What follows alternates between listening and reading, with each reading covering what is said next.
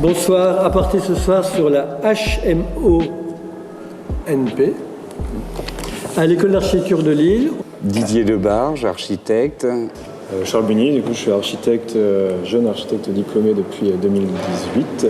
François Lacoste, je suis aussi architecte diplômé de cette école en 85 également. Et Renaud Delabarre, je suis architecte, j'ai été diplômé en 2013. J'assure une session de HMO-NP sur le chantier.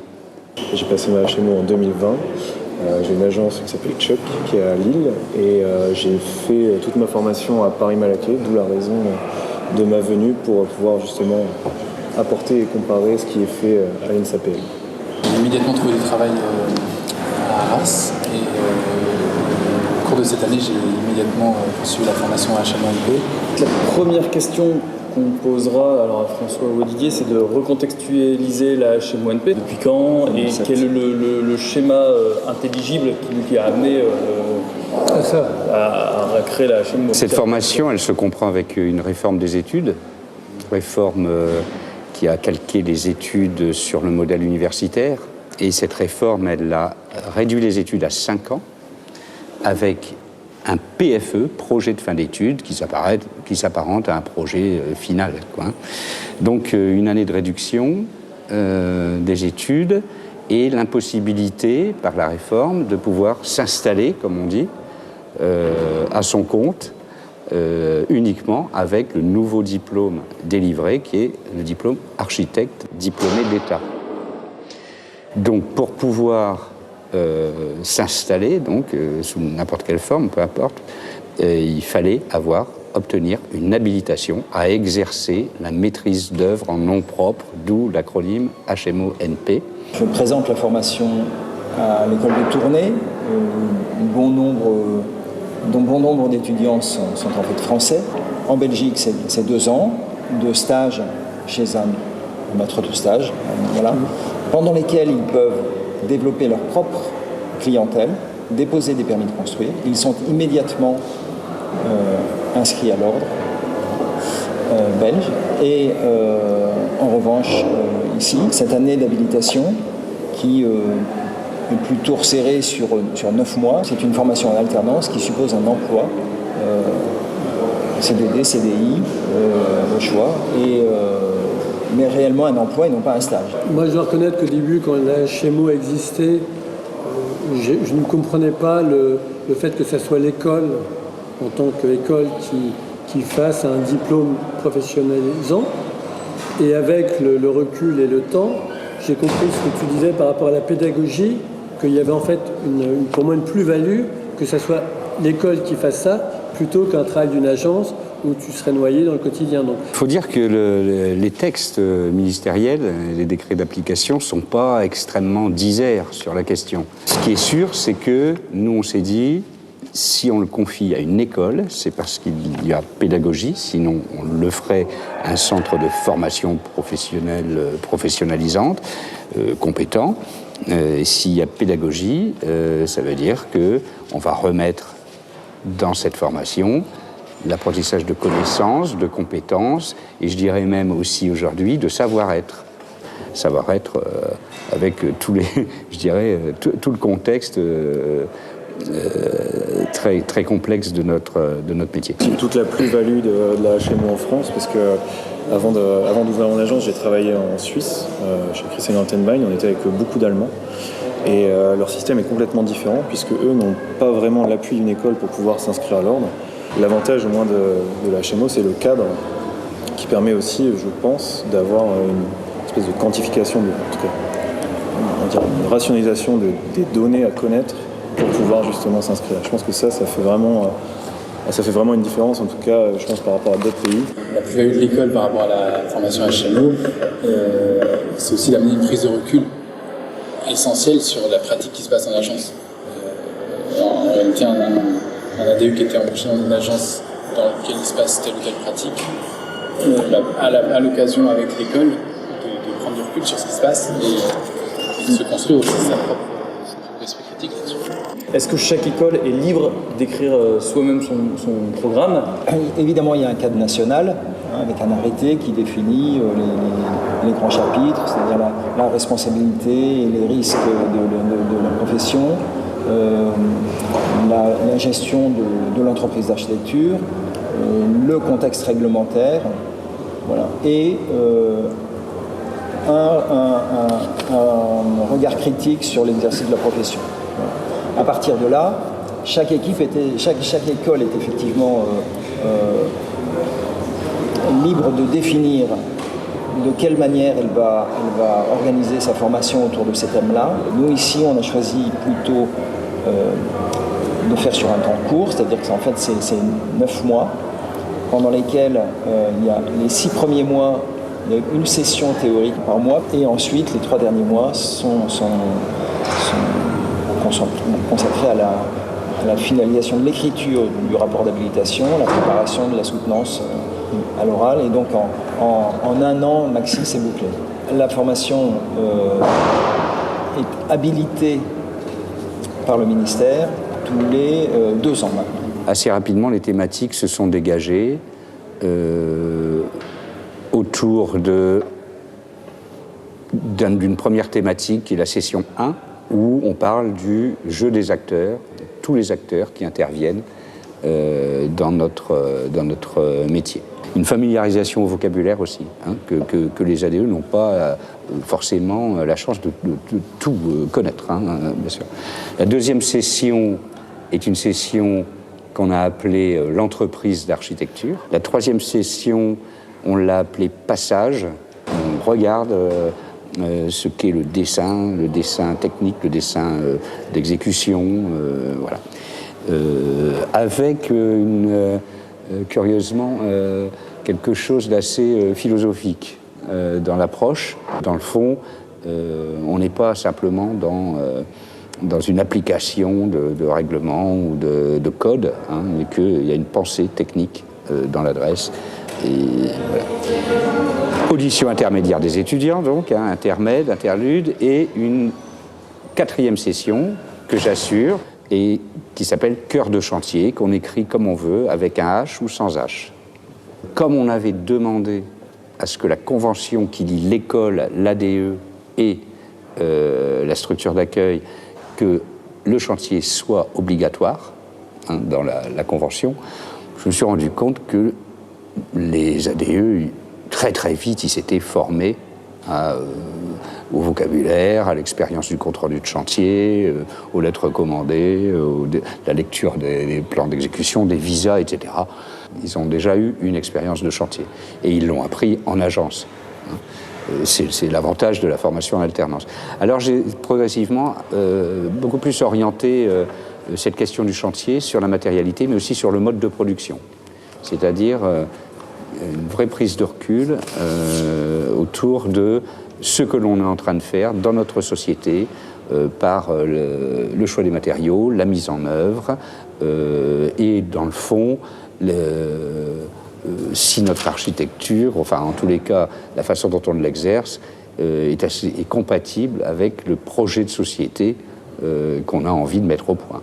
Hein. La 5e session... C'est une session donc intitulée Normes, réglementation et voie de progrès. Il s'agit d'aborder à chaque fois le champ, l'exercice de la profession à travers le champ réglementaire, mais sans le vivre comme une contrainte, mais plutôt une possibilité d'inventer de nouvelles choses. Voilà. Et en faire, justement, les décortiquer pour essayer de voir comment on peut trouver à inventer son propre chemin à travers ces choses-là, non pas le subir, parce qu'évidemment, quand les ADE arrivent en agence et découvrent la lourdeur de tout ça, ils peuvent être un peu étouffés par ça, et puis voilà, il faut pouvoir prendre du recul et comprendre pourquoi c'est là et vers quoi on tend. La 6e session, c'est une session récapitulative. C'est l'occasion de revisiter une opération à travers les 5 sessions précédentes, c'est-à-dire comment cette opération est arrivée à l'agence, comment l'agence était organisée pour la traiter, qu'est-ce que ça veut dire en termes d'honoraires, comment ça s'est réparti, qui a été mandaté pour la faire et comment ça s'est passé. Voilà. Quelle image vous faisiez de ce sas entre l'école et l'univers professionnel? Ce qui m'intéresse, c'est l'écart entre ce que vous imaginiez ce que c'était et la réalité de le vivre et de le pratiquer. En fait, j'aurais pu l'enchaîner comme beaucoup l'ont fait, mais c'était un choix déjà d'arriver en HMO avec un minimum de regard sur une agence pour pouvoir déjà se mettre dans une position de dire ok, j'ai vu 1 an, est-ce que je peux déjà analyser des situations, etc. Donc on va dire que le projet de faire la HMO était déjà construit à partir du moment où je suis sorti du diplôme et que je suis allé dans cette agence. Donc je me suis déjà mis dans cette position de dire il faut trouver des situations qui sont intéressantes sur cette première année avant d'aller se jeter dans le bain de faire la HMO. Quand je me suis inscrit, j'avais déjà aussi projet d'ouvrir mon agence. Je savais que quand j'étais arrivé dans cette agence, je voulais y rester 2 ans, 1 an pour l'analyser, 1 an pour faire la HMO et après je partais. Ce qui fait que quand je suis arrivé en HMO, et c'est ce qui a fait que j'ai apprécié aussi la chose, c'est que je savais exactement ce que je venais y chercher. Et du coup, en fait, ça m'a permis de finalement pas vraiment le vivre comme un retournement, disons, par rapport à la vision que j'avais du métier, mais plutôt comme une continuité d'un projet qui est de dire ok, maintenant je sais que dans 1 an je vais ouvrir mon agence, qu'est-ce que je fais, qu'est-ce que je dois connaître, et ça permet aussi de le faire avec beaucoup plus de motivation, puisque forcément je connais plein de gens qui l'ont enchaîné et qui sont arrivés en même temps dans le monde du travail et qui ont, pour être tout à fait honnête, la moitié d'entre eux l'ont pas eu, parce qu'en fait ils ont pas vraiment fait la HMO avec un projet construit, ils l'ont fait pour dire de la faire. Et ça, je pense que c'est une erreur fondamentale, parce que, en tout cas, d'un point de vue du programme, c'est assez similaire pour Malaquais, mais dans les faits, quand on arrivait dans cette HMO, on se mettait déjà dans une position de dire si on le fait, c'est pour ouvrir une agence. Chaque école a son propre programme et son propre système de HMO, mais comment l'école choisit les futurs candidats HMO? Il n'y a pas de numerus clausus. On demande simplement que... donc il y a le cadre réglementaire qui est un contrat de travail qu'on a ajusté avec une convention de collaboration avec un architecte dès lors que les gens sont en auto-entrepreneurs, puisque c'est un statut qui se développe beaucoup, surtout avec nos impétrants belges. Et on demande explicitement que le tuteur ou ce collaborateur assure la DE qu'il pourra exercer toutes les missions de maîtrise d'œuvre et être en chantier. Voilà. Ça, c'est indispensable. L'évaluation, en fait, elle porte beaucoup sur cette prise de recul et sur cette capacité à tenir des situations complexes parce qu'elles ont été correctement analysées et que les faits, l'expérience décrite dans les rapports de soutenance, confirmés à l'oral, nous permettent de regarder si le problème a été bien posé, si les décisions ont été bien prises, et pas simplement d'un point de vue technique ou réglementaire, mais on évalue aussi la façon dont le recul est pris. Est-ce qu'il y a une ressource, en tout cas un guide, qui suit les futurs HMO, en tout cas les diplômés, a posteriori du diplôme? Parce que, par exemple, à Malaquais, on a un livre qui est produit par Isabelle Chénaud et Michel Poussampès, qui s'appelle « Profession architecte », et qui est finalement, on pourrait dire, l'ensemble des cours repris dans un livre, pas forcément de manière beaucoup mieux écrite et beaucoup plus didactique, mais qui est, je pense, vraiment une bible. On essaye globalement, avec nos nuances, nos sensibilités différentes des 6 responsables de session, d'avoir les sessions les plus interactives possibles, c'est-à-dire de faire remonter l'expérience des ADE, de leur mise en situation professionnelle, justement pour prendre un peu de recul. C'est-à-dire qu'on n'est pas du tout dans le cours magistral. Donc on a des conducteurs. Moi, je donne une bibliographie assez costaud. Je donne des textes en préparation, des textes à lire, afin que les ADE arrivent dans ma session avec une espèce avec quelque chose en tête. Et à ce moment-là, ils font un commentaire de 10-15 lignes qu'on va analyser en disant voilà.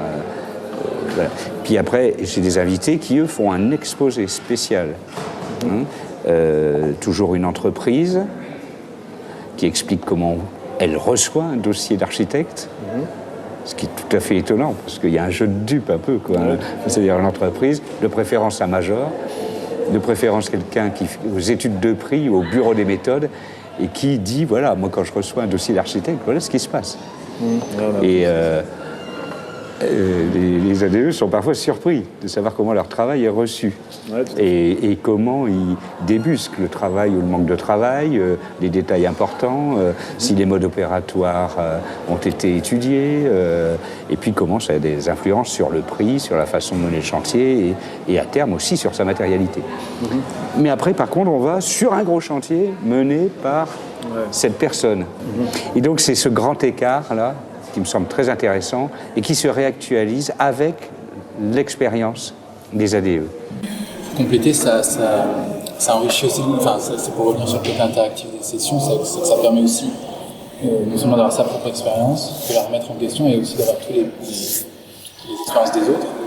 Ça permet aussi de rentrer dans l'écriture et de faire émerger tout doucement, comme le texte, c'est des thèmes assez libres, de la manière on parle du chantier, d'un chantier on peut tout faire dedans. On peut aussi soi-même rentrer un tout petit peu en introspection et voir qu'est-ce qui travaille sur le chantier, qu'est-ce qui travaille sur la structure de la scope, etc. Et du coup, amorcer tout doucement aussi le travail de mémoire, parce que d'une certaine manière, une fois qu'on a écrit 6 fois un travail assez conséquent de 4 à 6 pages, d'une certaine manière, le mémoire, il est dedans. Effectivement, les étudiants cherchent un angle d'attaque qui leur est propre et qu'à partir d'un ou deux fils, ils puissent remonter un peu toute l'histoire, tout au moins une grande part du métier, de ce qui les préoccupe, parce que leur projet professionnel doit leur ressembler aussi. Ça, c'est extrêmement important. C'est des gens qui sont amenés à problématiser avec leur sensibilité dans un cadre très réglementé, dans le fond. C'est un peu ce grand écart-là, cette mise en perspective. Et en fait, le plus difficile, c'est comme disait Brecht, de leur faire comprendre que la théorie est une forme d'exercice de la pratique, dans le fond. Il n'y a pas de dogme. Enfin, on essaye, autant que faire se peut, avec un peu de recul et d'éthique. En revanche, il est très souvent, enfin, en tous les cas, chez moi, il est très souvent question de doctrine. Pour pas mélanger ces mots, pas qu'ils arrachent les oreilles, parce que forcément, à un moment, la doctrine, elle existera, même si elle n'est pas annoncée. Donc, il vaut mieux qu'elle soit consciente. C'est une formation qui a évolué, qui est assez cohérente chez les 6 responsables. Je pense que ça peut progresser sur la façon dont les choses arrivent, sur ce qu'il se passe entre l'école et cette formation, ce qui se passe après cette formation. Il manque un observatoire de la profession, de la sortie des études, de la préparation à la HMO, du travail tel qu'il se fait, alors qu'on voit à quel point ils tissent des liens sur des problématiques communes où ils en bavent tous dans leur boulot. Ils tissent des liens pendant cette formation et après, ils ne se voient plus. Si, il y aura l'ordre des architectes. Est-ce que c'est obligatoire? D'accord, mais qu'est-ce que l'ordre apporte? Et comment on peut être complémentaire. Et ça, c'est extrêmement important, parce que la formation, elle se fait partout. tout le temps sur le terrain. Elle ne se fait pas uniquement dans une session, uniquement dans un cours. Voilà. Et on pourrait aussi réfléchir ensemble à voir comment la formation obligatoire qui est imposée par notre ordre puisse échanger avec cette formation singulière. Ce qu'on pourrait rajouter, c'est sans doute, en effet, un lien qui est très ténu et qui ne fonctionne pas. C'est la relation aux agences. Parce que les agences, finalement, nous délèguent la formation de leur personnel et ils sont très peu présents. On les invite lors de la journée de rentrée. Très peu viennent à la soutenance de leur ADE. C'est pas forcément facile de trouver comment faire, mais il y a peut-être une recherche à faire pour améliorer ça. Mais surtout, au-delà de la formation, c'est l'entrée dans le métier, voilà, les relations qui peuvent perdurer ensuite. Ça, c'est, à mon avis, c'est une perte. La réalité, c'est que sorti de la HMO, c'est pas parce qu'on a bien compris, bien écouté ce qu'on nous avait dit et bien moulineau du cerveau d'une certaine manière que derrière, il n'y a pas des écueils, que derrière, il n'y a pas des difficultés, que derrière, il n'y a pas des choses difficiles à vivre. Et en réalité, au-delà de l'ordre, dans ce qu'il est capable de faire, il y a quand même peu de personnes vers qui on peut se tourner et peu de personnes pour échanger sur tiens voilà, il m'arrive ça, qu'est-ce que tu en penses, etc. etc. Enfin, d'une certaine manière, une sorte de parrainage un peu sur le temps long, je ne sais pas comment ça pourrait se passer, mais sorti de cette HMO, je veux dire, on invite quand même des jeunes à s'installer. Je veux dire, j'en suis conscient maintenant, c'est quelque chose d'incroyable, d'une certaine manière, presque fou. Donc un espèce de parrainage, ouais, ce serait pas peut-être une solution ou je sais pas, quelque chose comme ça. Du coup, je voudrais plutôt conclure sur une critique positive parce que je pense que c'est un moment qui est intéressant, qui est essentiel pour bien construire son projet professionnel et surtout pour être l'architecte qu'on a décidé de vouloir être dans le futur. L'HMONP, l'habilitation à la maîtrise d'œuvre en nom propre, en son nom propre, en fait, ça, pour moi, ça permet simplement, une fois sorti, une fois diplômé des 5 années d'études, juste de pouvoir assumer la signature d'un permis ou d'un projet en son nom propre. C'est-à-dire on en endosse la responsabilité et on le suit intégralement. C'est une année de formation professionnelle en alternance qui permet aux diplômés en architecture de pouvoir exercer en toute responsabilité leur métier. La HMONP, pour moi, c'est juste une manière de construire son projet professionnel et de façon tout simplement pragmatique de s'inscrire à l'ordre. La HMO, c'est surtout une formation qui permet d'aborder moult questions sur le métier, pas seulement sur la profession, mais sur le métier. Questions qu'on n'arrive pas forcément à avoir dans la formation de tronc commun et qui n'est, dans le fond, assez distante de la réalité professionnelle.